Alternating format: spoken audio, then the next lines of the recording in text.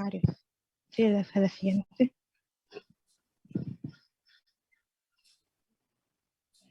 Bueno, un tumor nos dice que es un crecimiento hístico que va a estar caracterizado por lo que es la proliferación celular descontrolada y progresiva dentro de un hueso. Y esta puede ser localizado o invasivo, ya sea benigno o maligno. La siguiente. Bueno, en los tumores benignos vamos a tener las características de que estos van a ser localizados. Está en una cápsula fibrosa, su crecimiento va a ser muy lento, van a tener forma regular, van a tener células bien diferenciadas y no van a invadir lo que son tejidos circundantes y tampoco van a dar lo que son metástasis a distancia. En cambio, los tumores malignos, pues estos sí van a invadir lo que son los tejidos circundantes, van a tener lo que es metástasis a distancia y van a contener lo que son células anaplásticas. La siguiente. Bueno, los tumores óseos primarios van a ser muy pocos frecuentes, ya que representan un 2% de los tumores. Y nos dicen que 2 de cada 3 van a ser formadores, ya sea de tejido óseo o cartilaginoso. Y el que mayor predomina van a ser los que son formadores de cartílago. Y las metástasis van a ser la causa más frecuente de que haya una lesión tumoral ósea. Al siguiente.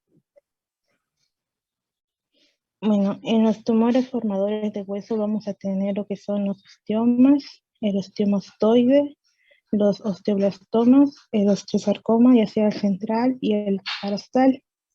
Y en los que son formadores de cartílago vamos a tener lo que son los condromas, el osteocondroma y el condrosarcoma. También vamos a tener lo que son los tumores de células gigantes, el sarcoma de Ewing, el mieloma y el cordoma.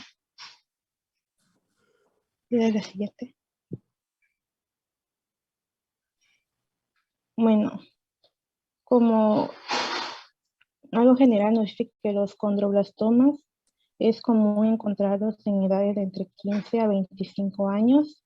Esto vamos a tener que es un tumor benigno y más que nada lo vamos a encontrar en lo que son los varones. Y los encontramos en lo que son las epífisis de los huesos largos, principalmente en las extremidades inferiores y en la escápula. Lo que son los tumores de las células gigantes, lo que es el osteoclastoma, más que nada comúnmente en la edad de entre 20 a 50 años. Este lo encontramos de predominio femenino en las rodillas y vamos a encontrar lo que es una imagen en pompas de jabón. En el caso del osteosarcoma, este es más común en las metáfisis, entre 5 a 35 años de edad, y es comúnmente en lo que son las rodillas y el húmero. Y el osteocondroma o exostosis es más común en niños y jóvenes. Este tiene características de que es indoloro y es común en los huesos largos. La siguiente. Lo que quiero que estén pendientes es que vean que casi todos los tumores los vamos a ver en la rodilla. Aguas, porque la rodilla es uno de los lugares más frecuentes donde hay tumores. Entonces, mucho cuidado con eso. Sí. La siguiente. Y en lo que es en el osteomastoide, igual vamos a encontrar en las epífisis de las extremidades inferiores. Es común entre los 10 a 25 años. Y este nos va a decir que el dolor se va a aliviar con lo que es ácido acetilsalicílico. Y en lo que es el tumor de Ewing, este va a ser multilocular, va a tener catafilas de cebolla y es muy maligno y el dolor va a simular lo que es una osteomielitis. Sí, la siguiente. Bueno, entonces los tumores óseos primarios van a comprender lo que son neoplasias óseas benignas, potencialmente malignas y malignas. Y vamos a tener las de bajo grado de malignidad en grado 1, ya sea A o B, ya sea intracompartimental o extracompartimental. Y de alto grado de malignidad, ahí sería 2, perdón, y es intracompartimental y extracompartimental, y sería en grado 3 sería lo que son las metástasis. La siguiente. No, no se olviden que hemos conocido a alguien que tuvo un tumor y a veces escuchamos que hay gente que tienen un tumor y que viven mucho tiempo. Y en cambio vemos otros que se mueren luego. Yo creo que tiene que ver con el grado de malignidad. El que vive mucho tiempo es porque tuvo suerte y le tocó un tumor de bajo grado de malignidad, y al que se muere rápido seguramente es porque tiene un alto grado de malignidad. La siguiente. Bueno, ¿cómo hacemos el diagnóstico? Pues el diagnóstico va a ser más que nada clínico, mediante imágenes y por lo que es la anatomía patológica de cada tumor. La siguiente. Bueno, ahora sí ya vamos a hablar de los tumores. Vamos a comenzar con lo que son los tumores formadores de hueso. Y vamos a tener lo que es el osteoma, que este es una lesión benigna que va a estar constituida por lo que es tejido óseo maduro. Y va a estar bien diferenciado con una estructura que es predominantemente laminar y de crecimiento muy lento. Y también nos decía que la región más que nada es la craneomaxilar donde lo vamos a encontrar. La siguiente. Bueno, y su localización va a ser ya sea un osteoma yuxtacortical, o sea que va a ser parostal, o un osteoma medular. Y sus características clínicas es que este nos dice que es asintomático, y lo que más que nada vamos a tener es la aparición de una masa tumoral, pero esta va a tener un crecimiento lento. Como es comúnmente verlo en los huesos de la cara y del cráneo, vamos a encontrar lo que es una proptosis ocular y ya sea obstrucción del ostión del seno. La siguiente. Bueno, y el diagnóstico, pues, en la radiografía simple vamos a encontrar lo que es una masa radiodensa, ya sea redondeada o lobulada, y anatomopatológicamente, pues, estas masas óseas van a ser densas y lobuladas, y va a estar constituida por lo que es hueso cortical y gruesas trabéculas de hueso maduro. Fíjense bien, nos tenemos que poner abusados, porque vean, este tumor, por ejemplo, es osteo. Con su puro nombre sabemos que osteo, pues es de hueso. Si dijera condro, pues entonces nos daríamos cuenta que es de cartílago, que no es de hueso. Entonces veamos el nombre y con eso nos damos cuenta más o menos de qué tipo de tumor se trata. Este es un tumor benigno, osteoma, porque no invade otros tejidos, ¿sí? En cambio, vean, osteosarcoma. Tiene el hueso y tiene la carne. Sarcos quiere decir carne. Entonces es un tumor que invade el músculo o los tejidos blandos periféricos. Entonces, ese ya es malo, ¿verdad? Y este es bueno. Adelante. La siguiente. Y bueno, pues ahí podemos observar las imágenes de cómo se observa lo que es un osteoma. La siguiente. Y pues el tratamiento nos menciona más que nada que es por resección quirúrgica, ya sea que el paciente tenga síntomas clínicos o por son razones estéticas. Y la siguiente.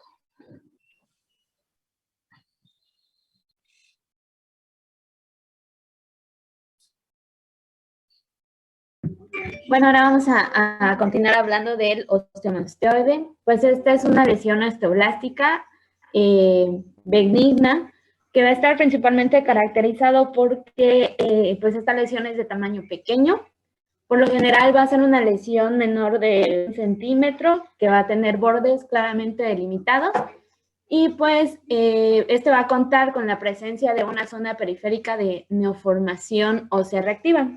¿Me puedes dar la siguiente, por favor? En cuanto a sus características clínicas, el dolor va a ser el síntoma más predominante. Este dolor va a tener la característica que va a ser de predominio nocturno, el cual va a ceder con la ingesta de aspirinas. Si encontramos este tipo de lesiones, bueno, el osteomastoide en la columna, pues puede provocar escoliosis en el paciente. Y este tipo de lesión va a predominar en varones de la segunda década, principalmente a nivel del fémur y de la tibia. ¿Me puedes dar la siguiente, por favor? Entonces, vean que es el único tumor que el dolor cede con aspirinas, muy abusados, y que el dolor es nocturno. Ahorita lo investigo. Lo dije. Adelante. Siguiente, por favor. Pues el diagnóstico lo vamos a hacer mediante imágenes.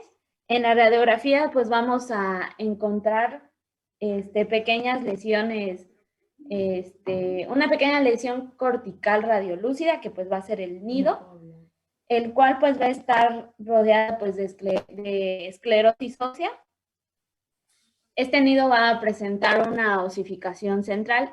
En cuanto a sus características anatomopatológicas, pues macroscópicamente al corte vamos a ver un nido rojizo rodeado de hueso cortical. No, perdón, de hueso escleroso, porque dije cortical. Y pues en la histología va a mostrar que el nido va a estar formado por trabéculas osteoides y óseas maduras, con osteoblastos y células gigantes, principalmente de tipo osteoclástico, pues en la superficie de la lesión. La médula que va a separarlo va a ser fibrosa, laxa y muy vascularizada. El tratamiento de este tipo de tumores va a ser pues principalmente quirúrgico, mediante una resección completa del nido del tumor, o bien podemos utilizar radiofrecuencia. ¿Me puedes dar la siguiente, por favor? Y el osteoblastoma, pues este tipo de tumor es muy similar al osteomastoide. La diferencia es que pues aquí el nido va a ser mayor a 2 centímetros. El osteomastoide les mencioné que era menor a 1 centímetro. Y este no va a tener esclerosis periférica. Aquí en las características clínicas, el dolor va a ser por lo general de larga evolución, pero va a tener de diferencia con el osteomastoide, que va a ser de menor intensidad. El diagnóstico igual lo vamos a hacer por imágenes mediante pues, la radiografía, en la cual vamos a observar una lesión osteolítica. Y en la mitad de los casos de este tipo de tumores va a tener diversos grados de osificación. El tratamiento de este tipo de tumores, pues, consiste principalmente en la resección marginal de la lesión, pero pues también va a ser como necesario colocar ingestos óseos debido a su extensión y a la localización del tumor. ¿Le puedes dar la siguiente?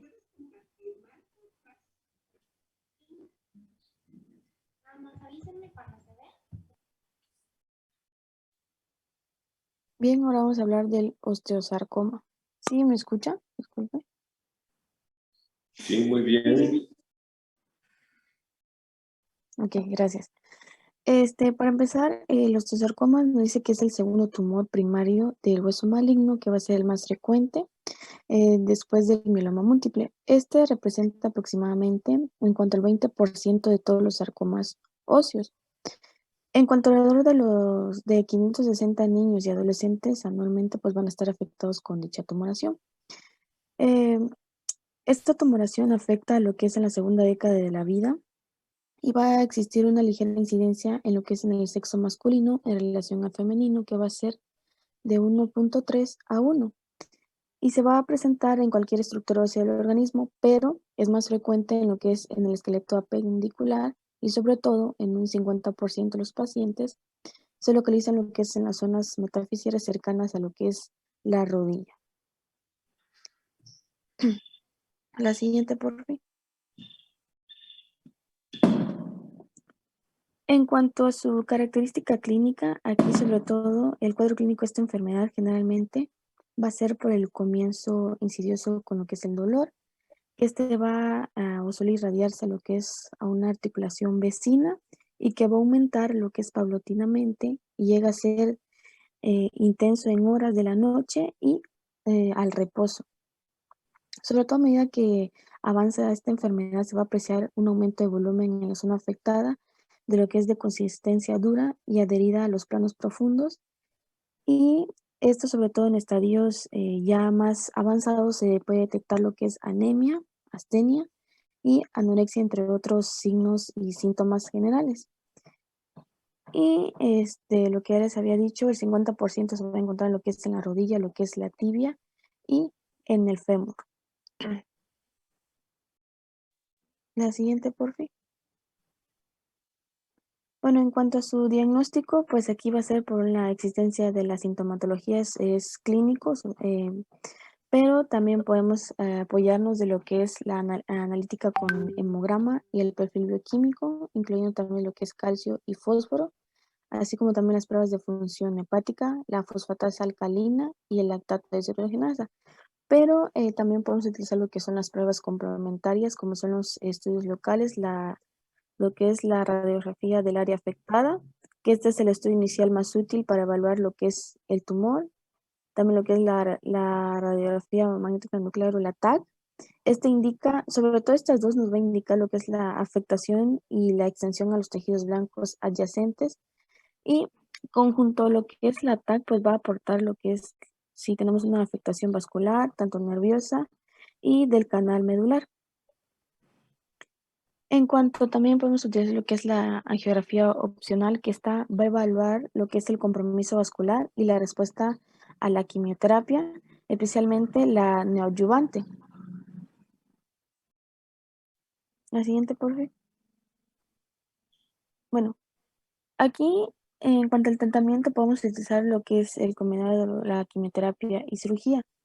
En cuanto a la quimioterapia, vamos a utilizar lo que es el metotrexato, la adriamicina, la ifosfamida y el cisplatino. Esto sobre todo nos ayuda para disminuir la masa tumoral, tratando de conservar sobre todo la extremidad y controlar lo que es la metástasis potenciales. Esto sobre todo también va a evaluar lo que es la masa resecada que presenta estos osteosarcomas. Y cuando tenemos una pérdida de sustancia ósea, lo que aquí vamos a hacer es un trasplante óseo, prótesis, una artrodesis o una amputación. La siguiente, por favor.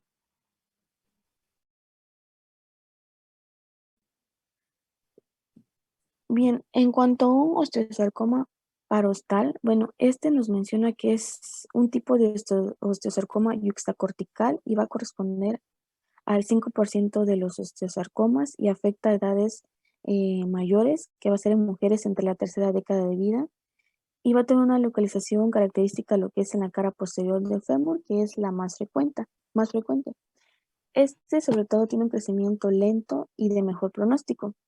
Como les mencioné, se encuentra en la cara posterior del tercio inferior del fémur y tercio superior, pues lo que es del húmero. Estas son unas masas radiodensas lobulares como se ven en las imágenes. La siguiente, por favor. Bien, en cuanto a su tratamiento, pues aquí vamos a utilizar lo que es la quimioterapia y quirúrgico. Aquí el quirúrgico es para la resección tumoral y la reconstrucción esquelética. Y cuando tenemos una pérdida de sustancia ósea, pues igual hacemos lo que es un trasplante óseo masivo halogénico y vamos a utilizar lo que son prótesis y la artrodesis.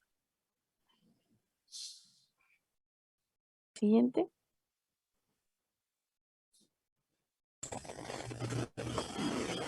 Bueno, y vamos a continuar con los tumores formadores de cartílago y como habíamos mencionado al principio, esos van a ser tres.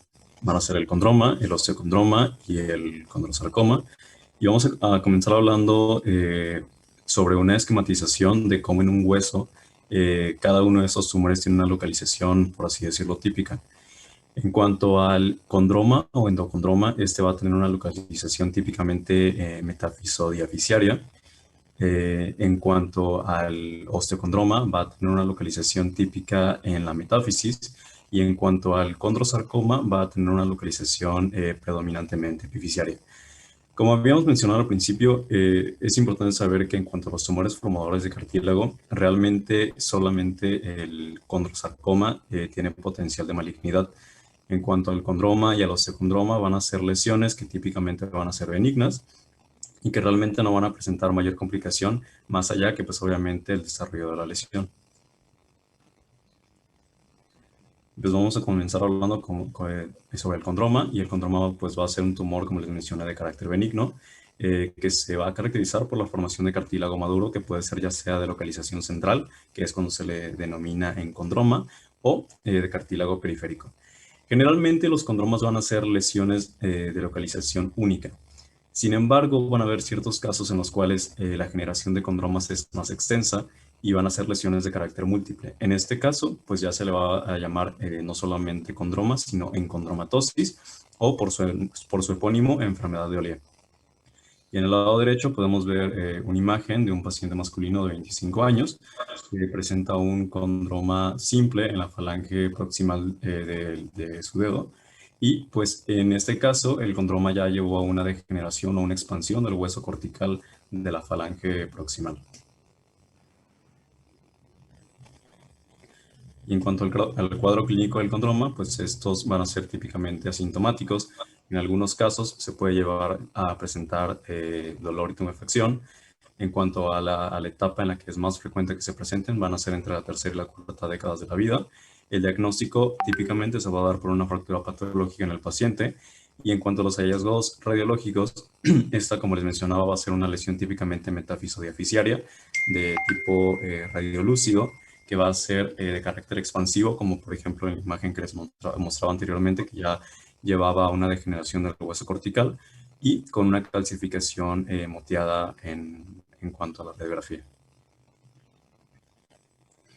Y en cuanto a las características anatomopatológicas, van a ser lesiones típicamente lobuladas, que van a tener una matriz condroide, que van a ser pues células tumorales con núcleos pequeños, núcleos uniformes, dobles, áreas de calcificación endocondral, y pues ya desde que nos damos cuenta que van a ser núcleos pequeños y uniformes, pues obviamente podemos descartar algunas características que típicamente nos llevan a saber en una lesión tumoral que tiene potencial de malignidad.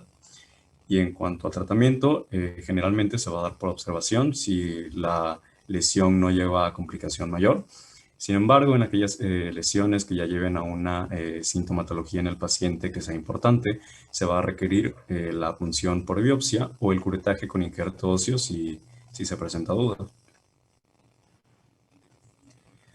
Y el siguiente tumor formador de cartílago va a ser el osteocondroma, que va a ser realmente una excrescencia ósea que va a estar recubierta de cartílago que se desarrolla en la superficie externa del hueso. Como les mencionaba, el osteocondroma típicamente va a tener una localización metafisiaria que ya sea, puede ser sésil o pediculado. Sésil es con una base plana. Y la cortical y la medular de este osteocondroma van a ser continuas generalmente entre el hueso sano y el hueso tumoral. Bueno, y pues ahí tenemos dos imágenes de un osteocondroma. Del lado izquierdo tenemos un osteocondroma de tipo sésil o de base plana en la metáfisis de la tibia, lo podemos ver aquí arriba. Y el osteocondroma de tipo pediculado, este osteocondroma se va a localizar en la metáfisis del fémur, lo podemos ver de este lado. Y en cuanto a la clínica del osteocondroma, pues estos igualmente como el anterior va a ser asintomático generalmente. Sin embargo, hay pacientes en los cuales estos pueden llevar a complicaciones sintomáticas que van a presentar dolor si estos tumores comprimen vasos, hay presencia de bursitis o de fracturas. En cuanto a la edad más común, se va a dar en varones en la segunda década de la vida. Y en cuanto a los hallazgos, en cuanto a la patología, van a presentarse como tumores con una capa cartilaginosa superficial, con un frente de osificación endocondral. Van a presentar osificación endocondral no intramembranosa. y va a presentar trabéculas óseas separadas por médula adiposa o también hematopoyética. En cuanto al tratamiento, pues en qué casos se va a dar una resección quirúrgica en estas lesiones, cuando el osteocondroma ya lleva al desarrollo de dolor, de compresión de estructuras vasculonerviosas, compromiso de cartílago de crecimiento en el caso de los pediátricos o desviación del eje de la extremidad. Y pues en este caso, si el paciente tiene algunas de esas características, pues ya se va a recurrir a una resección quirúrgica de la lesión.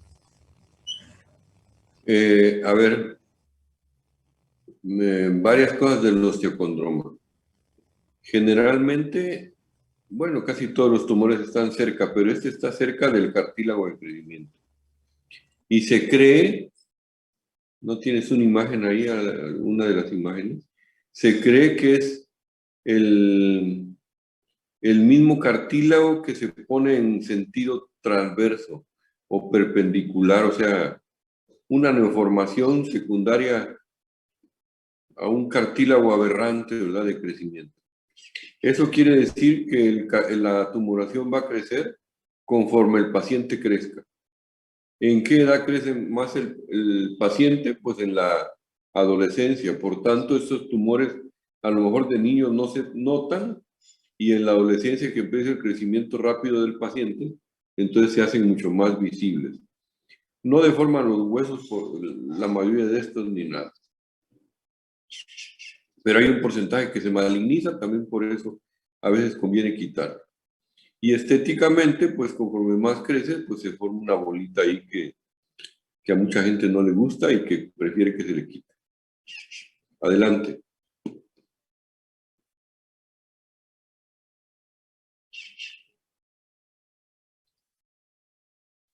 Bueno, ahora vamos a hablar de las características clínicas del condrosarcoma. Estos tumores pues van a constituir alrededor de un 10% de todos los tumores óseos, siendo el tercer lugar en frecuencia de los tumores malignos primarios, después del mieloma y el osteosarcoma.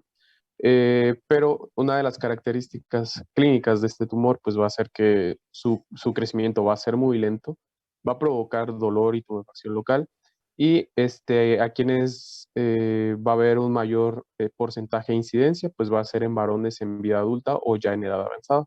El diagnóstico de estos tumores pues se va a hacer básicamente por imagen eh, hacia esqueleto axial y metáfisis y diáfisis en huesos largos, en donde vamos a poder valorar calcificaciones parciales, erosión o destrucción de la cortical, engrosado sin reacción periódica significativa. La presentación clínica va a depender también de qué tipo de condrosarcoma se esté cursando, ya que pues se puede llegar a diferenciar en tres tipos, ya sea el central, el periférico y el yuxtacortical. Y cada uno de estos pues va a tener características clínicas diferentes. ¿La puedes cambiar, por favor? Ujú. Anatomopatológicamente, ¿cómo se va a observar esto? Pues se observan protrusiones lobulares blanco-azuladas con calcificación y osificación endocondral y áreas de aspecto mixoide.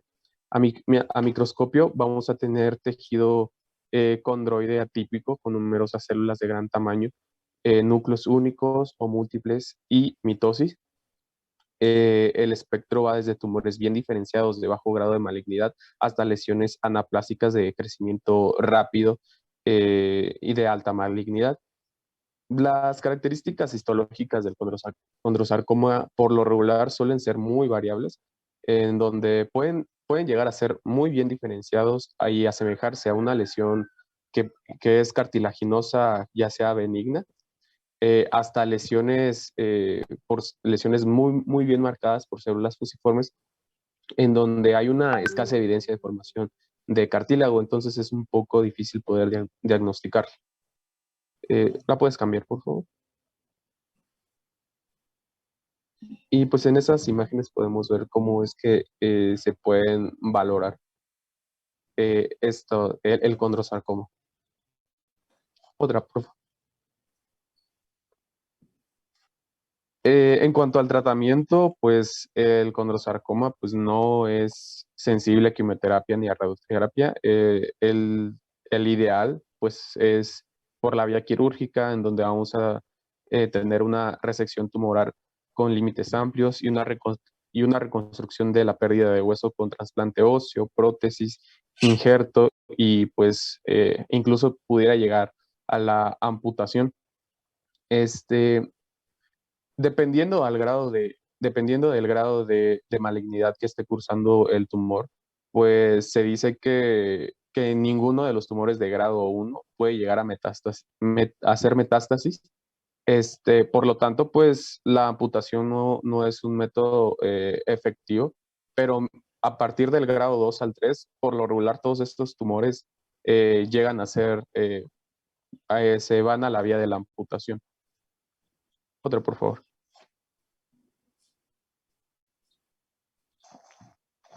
Bueno, ahora, bueno, el tumor de células gigantes es un tumor muy agresivo, es una enfermedad poco frecuente. Su localización principalmente se va a dar en extremidades inferiores y va a ocurrir mayormente en el extremo distal del fémur y proximal de la tibia. ¿En dónde va a ocurrir, en quiénes van a ocurrir estos tipos de tumores? Pues se ha visto que hay una alta incidencia en mujeres que van dentro de los 20 a los 50 años de edad. Y este tipo de tumores se caracterizan porque generan un tipo de tejido muy vascularizado, constituido por células ovoides fusiformes y también células gigantes que son de tipo osteoplástico, que van a ser distribuidas de manera uniforme en todo el tejido. ¿Cuáles van a ser las características clínicas? Pues el dolor, la tumefacción, va a haber una limitación importante en la movilidad y fracturas patológicas, y como ya les mencioné, pues las mujeres son las que mayormente llegan a presentar este tipo de tumores entre 20 a 40 o a 50 años de edad. ¿Lo puedes cambiar, por favor? Bueno, el diagnóstico pues se va a hacer mediante imágenes, en donde la característica de estos tumores pues es que se van a ubicar en una serie de pues, localizaciones, las cuales pueden ser, como ya he mencionado, pues la localización más frecuente pues va a ser la porción distal del fémur y proximal de la tibia, siendo estas de manera excéntricas, radiolúcidas, sin borde escleroso, y los límites van a ser mal definidos. En la epífisis vamos a ver que las lesiones van a ser subcondrales del cartílago articular. ¿La puedes cambiar, por favor? Y ahí pues podemos ver un ejemplo de lo que sería estos tumores de células gigantes. Aquí pues tenemos una radiografía entre posterior y lateral que muestra la destrucción de la parte distal del radio por un tumor de este tipo. Otra, por favor. Bueno, dentro de las características anatomopatológicas, pues vamos a tener dos componentes. Células gigantes multinucleadas, que van a ser en más de un 20%, y células mononucleares que fusionadas forman células gigantes. Siempre una característica muy importante a destacar de esta enfermedad es que va a haber una posibilidad muy alta de metástasis pulmonares sin degeneración sarcomatosa. El tratamiento suele ser quirúrgico y la radioterapia, solo se usa tumores que son de acceso quirúrgico extremadamente difícil, porque estos pueden llegar a malignizarse. En los de baja o mediana agresividad se hace curetaje extenso con fenolización y relleno de metacrilato, y los de alta agresividad o recidivados se hacen resección marginal del tumor y pueden llegar a ser reconstruidos. Otra, por favor. Bueno, ahora el sarcoma de Ewing. Este es un tipo raro de cáncer que se produce en los huesos o en el tejido blando alrededor de ellos. También suelen comenzar en las porciones inferiores de las extremidades o incluso en la pelvis, pero también se puede llegar a suscitar en cualquier hueso. Este es un tumor maligno caracterizado por un tejido de aspecto histológico uniforme, constituido de pequeñas células dispuestas en conglomerados compactos con núcleos redondos. Nacen de células primitivas de la médula ósea, normalmente de la cavidad medular de los huesos largos, y representa el 5% de las neoplasias malignas. Por lo regular, se va a desarrollar más comúnmente en niños, adolescentes y en adultos jóvenes. Las causas no están claras, pero se sabe que hay mutaciones en el ADN, por lo regular son genéticas, y pues el resultado de la proliferación de estas células anormales puede llegar a invadir el tejido óseo normal y proliferar de una manera muy rápida. Otra, por favor. ¿Cuáles van a ser las características clínicas? Pues el dolor local, que es el primero que aparece, la tumefacción. Este va a aparecer entre la primera y la segunda década de vida, como ya hemos mencionado. Va a afectar a la diáfisis o metáfisis de los huesos largos, principalmente el fémur, tibia, metatarsianos y cúbitos. Otra, por favor.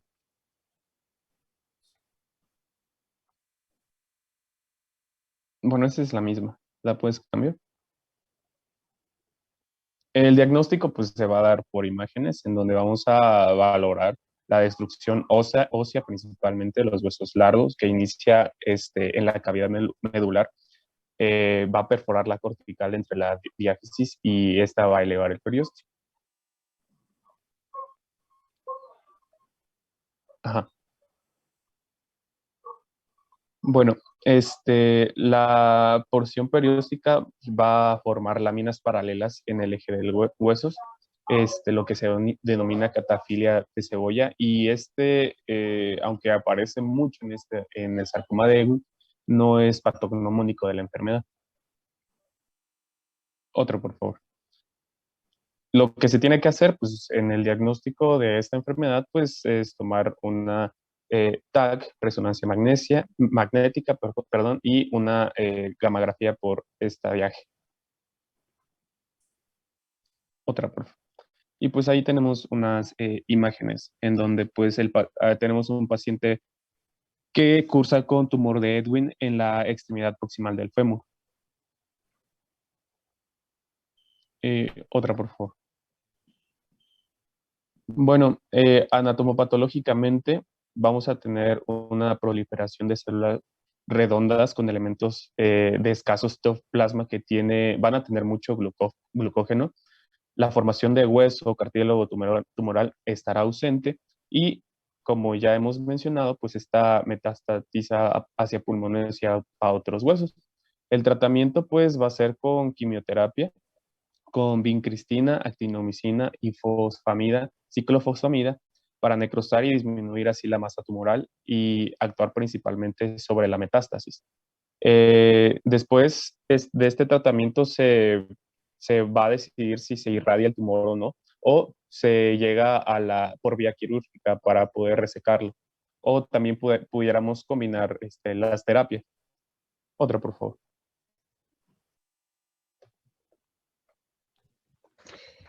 Bueno, con respecto al mieloma, pues este va a ser una neoplasia maligna que se va a conformar por clonas de células plasmáticas. Bueno, esta se va a distinguir por plasmocitosis en la médula ósea por producción de proteínas monoclonales. También van a haber lesiones osteolíticas en el hueso, enfermedad renal, anemia, hipercalcemia e inmunodeficiencia. Bueno, generalmente es muy raro que el mieloma afecte a personas menores de 30 años. Y bueno, en la mayoría de los casos, aproximadamente un 90%, los pacientes van a ser mayores de 50 años. Con respecto al riesgo, pues, de padecer mieloma múltiple va a ser de 3.7 veces mayor para las personas que tengan un familiar de primer grado que haya sufrido mieloma. Y bueno, se denomina plasmocitoma a una infiltración de células plasmáticas que está delimitada y que afecta a tejido óseo, también tejidos blandos.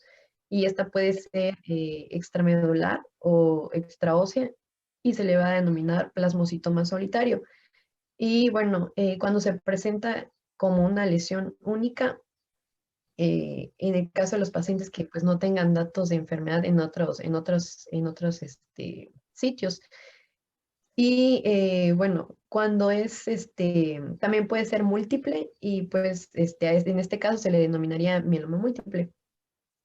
Bueno, dentro de los criterios más importantes para determinar si se trata o no de un mieloma Y múltiple. cuando es múltiple, usted lo acaba de decir, abarca todos los lugares donde hay formación de sangre, ¿verdad? Por eso el hueso esponjoso de vértebras, costillas, pelvis, esternón y metáfisis de huesos largos. Y en el cráneo. Entonces las imágenes las vamos a ver y son muy características, pero son múltiples. Y no se olviden que la proteína de Vence-Jones, que ya la vimos hace algún tiempo, también hay que buscarla. Ajá. Bueno, dentro de los criterios más importantes para determinar si es o no un mieloma múltiple sintomático, pues van a estar las manifestaciones de daño a un órgano blanco, pues que serían, por ejemplo, anemia, hipercalcemia, insuficiencia renal, amiloidosis, daño óseo o infecciones recurrentes.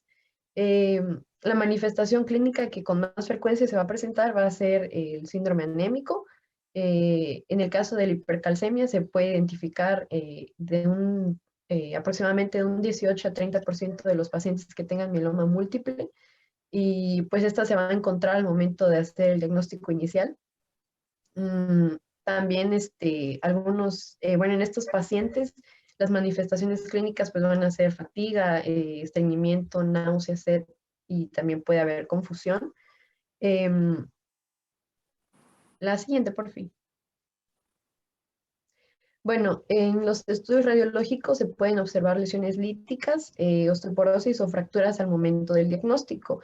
En las características anatomopatológicas vamos a encontrar que hay proliferación redondo-celular de elementos plasmáticos, de núcleos excéntricos y grados de madurez variable, así como también depósitos de tejido amiloideo. La siguiente, por favor.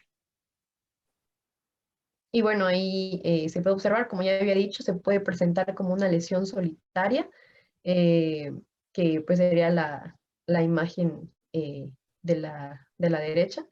Y se puede presentar también como mieloma múltiple, que pues aquí las lesiones se denominan lesiones en sacabocados. La siguiente, por favor. Bueno, con respecto al tratamiento, consiste en la quimioterapia y en la radioterapia, y va a estar indicada para pacientes que pues tengan problemas locales graves como destrucción ósea, dolor, compresión de nervios en la médula espinal. Bueno, en este tipo de pacientes, pues sí, la radioterapia va a ser una alternativa eficaz. Bueno, su principal desventaja sería que hay un daño permanente hacia las células hematopoyéticas sanas, pues del área que se esté tratando. Y pues también otra parte del tratamiento pues sería combatir las infecciones, la hipercalcemia, antagonizar la destrucción del hueso, y pues aquí para eso pues serían los bisfosfonatos. La siguiente, por favor. Bueno, el cordoma va a ser una neoplasia de malignidad que puede ir de baja a intermedia, y va a mostrar una diferenciación otocordal. Esta casi siempre se va a localizar en la línea media del esqueleto axial y se va a originar de restos de notocorda. Se puede encontrar en todas las edades, pero pues va a ser más frecuente en pacientes mayores de 40 años y del sexo masculino. Bueno, en las radiografías simples, los cordomas van a ser lesiones líticas, solitarias y destructivas. Y bueno, aquí casi siempre se va a observar que hay invasión de tejidos y a las estructuras que están cerca. También pueden haber calcificaciones, especialmente cuando hay tumores del sacro. Y en la resonancia magnética, pues aquí se va a poder observar mejor la extensión de la infiltración extraósea y si tiene relación con estructuras adyacentes. La siguiente, por fin. Pues esa sería una imagen. La siguiente. Bueno, bueno, en las características anatomopatológicas, pues los cordones van a tener lóbulos y cordones poligonales, vacuolas con glucógeno y mucinas. Y con respecto al tratamiento, bueno, en la mayoría de los casos se va a recomendar la cirugía como el tratamiento principal, pero generalmente se va a recomendar radioterapia después de la cirugía para matar cualquier célula que haya quedado, cualquier célula tumoral remanente. A veces también se puede usar la radiación antes de la cirugía para reducir el riesgo de que el tumor pues, se propague al momento de la cirugía. Y bueno, si el tumor se encuentra en un lugar donde el médico no puede acceder, o como efecto secundario de la cirugía sean muy graves, pues bueno, aquí se puede administrar la radiación como único tratamiento en lugar de la cirugía. La siguiente, por favor. Bueno, con respecto... Hasta aquí lo vamos a dejar. Okay. Ok, entonces, no se olviden que al principio del tema se habló de la serie ósea metastásica. Entonces, cuando veamos que hay una imagen que no nos gusta mucho y que pensamos que puede ser maligna, hay que solicitar la serie ósea metastásica. ¿En qué consiste la serie ósea metastásica? Pues radiografías de cráneo, de pelvis, de varias partes del cuerpo para tratar de ver si hay alguna otra lesión en alguna otra parte del cuerpo.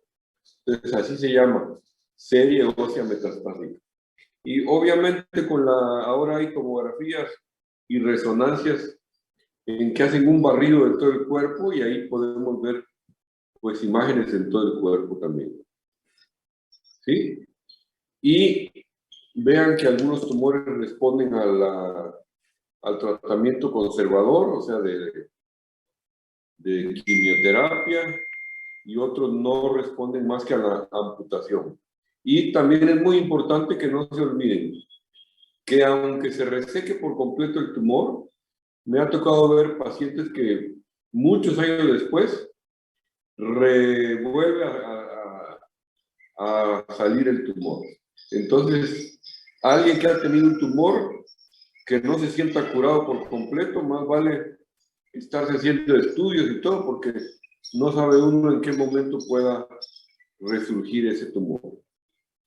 ¿Alguna pregunta?